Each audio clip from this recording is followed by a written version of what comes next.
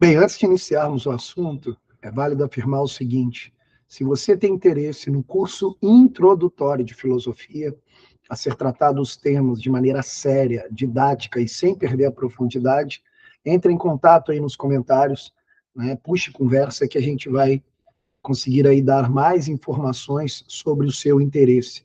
No nosso curso introdutório de filosofia, já temos mais de 45 aulas gravadas, cada aula de mais ou menos 1 hora e meia, até aulas de 2 horas, tratando aí diversos temas, né, e diversas ideias dos grandes filósofos da tradição.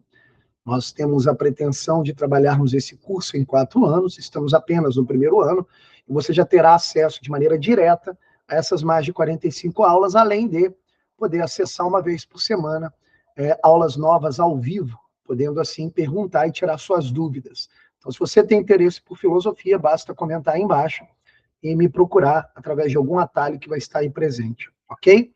Bem, dito isso, podemos então introduzir o assunto relacionado à família. Tá? Bem, para compreendermos o que é família, a gente pode apelar aos filósofos da tradição, dentre eles, o maior da filosofia pagã grega, que foi Aristóteles. Né? Aristóteles dizia que o homem é um animal político e que, portanto, a vida política do homem faz parte da natureza do homem. Né? Mas o que isso significa? Significa dizer que o homem tem uma natureza voltada para a vivência em sociedade, para a vivência na polis. Né? E por que isso? Porque o homem depende de outro ser humano.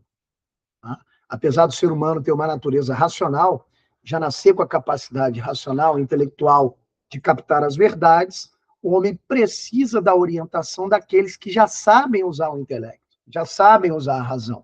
E nesse sentido, o homem precisa de educação. O homem precisa de uma vida na polis, de uma vida social. Aristóteles leva isso tão a sério que ele diz a seguinte frase que vira uma espécie de premissa para compreendermos essa questão. Aristóteles diz: o homem que não vive em sociedade ou é um bruto ou é Deus. Frase pesada, mas frase belíssima que sintetiza bem essa ideia. Veja, se o homem não tem o auxílio da educação de outro ser humano que já saiba usar o intelecto, que já saiba usar a razão, esse homem vai se embrutecer. E as suas paixões mais baixas, suas paixões animais, vão tomar conta do palco principal e esse ser humano vai viver sempre abaixo da natureza humana, como um bruto, como um animal, né? Ou então, se fosse possível, um homem viver sozinho, chegando à perfeição da sua natureza, ainda assim não seria um homem, seria Deus, né? Pois sim, os deuses não precisam de aprender a usar o intelecto, visto que eles já são perfeitíssimos. Então, não teria necessidade da vida em sociedade. Mas veja, para Aristóteles, a vida em sociedade faz parte da natureza humana, faz parte do desenvolvimento natural do homem. E aí que entra a família. Né? O que é a família? A família é uma primeira sociedade que se tem notícia. Né? A família é a união de seres humanos a partir da consanguinidade e do amor. Então, da consanguinidade, porque o ser humano só vem à existência através da relação sexual entre dois seres humanos, um do sexo masculino, outro do sexo feminino. E também o amor, ele é representado por essa complementaridade entre os dois sexos. Né? E a partir daí, a criança nasce e vai sendo educada pelos pais da melhor maneira possível. Isso já é uma vivência social. Então, o homem, ele naturalmente é um ser familiar. Então, a família, ao contrário do que dizem alguns pseudos filósofos modernos, a família é uma instituição natural, faz parte da natureza humana. E nesse sentido, já se aqui lançando mão de Santo Tomás de Aquino, outro grande filósofo medieval, que se aproveitou da base aristotélica para ainda aperfeiçoar alguns conceitos. Segundo Santo Tomás de Aquino, o modelo de família é um modelo patriarcal, né, centrado na figura do pai, que visa proteger a família a partir, né, das virtudes cedidas por Deus. Né? Então, da mesma forma que você tem um Deus único, né, que protege toda a humanidade, na família você tem um homem que protege toda a família, tá? E que visa educar da melhor maneira a família. E a mulher, né, gerencia os filhos de maneira mais direta. Tá? Então, o homem é aquele que sai de casa, vive uma espécie de odisseia no mundo e retorna para sua pátria, retorna para sua casa, como um Ulisses em Ilíada, né? Retorna para sua casa, trazendo aquilo que é necessário para sua família. Enquanto isso, a mulher tem um papel fundamental de gerenciar e educar de maneira mais direta os filhos, né? Então, de certo modo, o marido educa a esposa e a esposa educa os filhos, né? Essa hierarquia representa uma espécie de ordem que constitui o modelo ideal de família, podemos dizer assim. Agora, veja que, infelizmente, alguns pseudos filósofos modernos trouxeram novas vertentes de família, que são pseudos famílias, falsas famílias. E um grande exemplo disso é o exemplo trazido por Marx. Né? Karl Marx dizia que a propriedade privada é a origem de toda desigualdade, de toda injustiça. Então, a propriedade privada deveria ser destruída em nome da recuperação, né, da justiça social.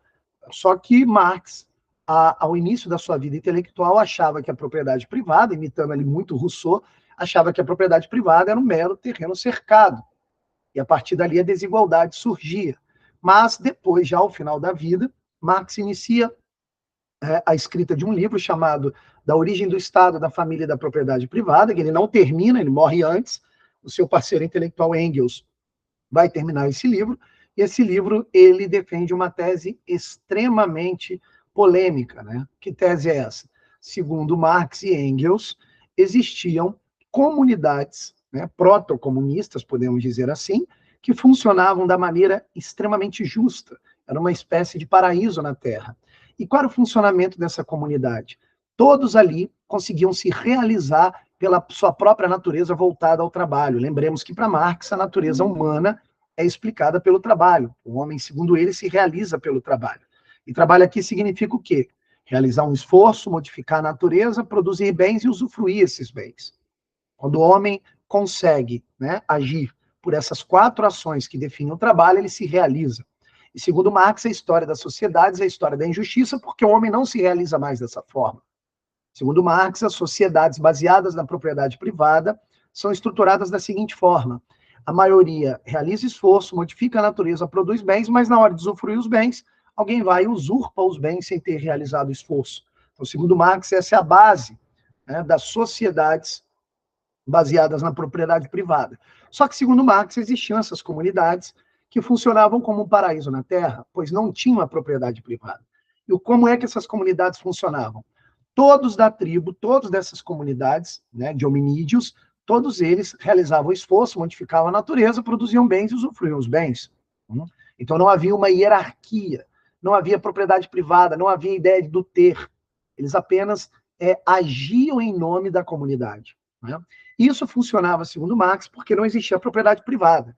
Mas, ao contrário do que o próprio Marx achava, já ao final da vida, Marx percebe que a primeira propriedade privada não é um terreno cercado. Anterior ao terreno cercado, existia a família. Então, a família é a primeira propriedade privada e que, segundo Marx, produziu a desigualdade social. Como funciona essa tese do Marx? Segundo Marx, essas tribos funcionavam porque as mulheres tinham relação sexual com todos os homens da tribo. Então, quando nascia o filho, não se sabia quem era o filho então crescia e entrava na roda do trabalho, fazendo com que a justiça e a harmonia na comunidade continuassem. Eis quando o problema surge, quando o homem, usando e abusando da sua força física, obriga a mulher à fidelidade. E obrigando a fidelidade, quando eles têm relação, nasce o filho, e aquele homem sabe que aquele filho é dele. Então ele aponta para o filho e diz, meu patrimônio. Né? Essa palavra patrimônio aí tem o prefixo pater, que significa pai. E a mulher, em vingança ao homem, exige o matrimônio. Prefixo do matrimônio, mater, que significa mãe. Nasce então a família. E ali as comunidades começam a se desestabilizar. Por quê? Pai, mãe e filho, ao invés de continuarem trabalhando em prol da comunidade, passam a trabalhar apenas em benefício próprio e começam a acumular riquezas, se distanciando do restante da tribo. E na medida em que a família vai aumentando o seu número de filhos, vai exercendo uma opressão em relação ao restante da comunidade. Então, segundo Marx, a família é a causa da injustiça social. Um verdadeiro absurdo. Né? Marx não compreendeu direito que a família é uma instituição natural, não uma artificialidade criada pelo homem em algum momento da história. Isso é um grave erro, mesmo porque nesse livro, Marx nem Engels conseguem comprovar, a partir de fontes primárias, essa visão histórica da origem da família.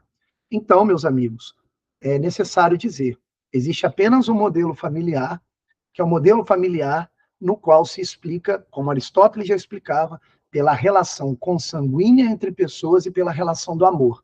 E como o amor exige complementaridade, essa complementaridade se dá entre homem e mulher, pois somente homem e mulher podem gerar a vida. Ok? Então é isso, meus amigos.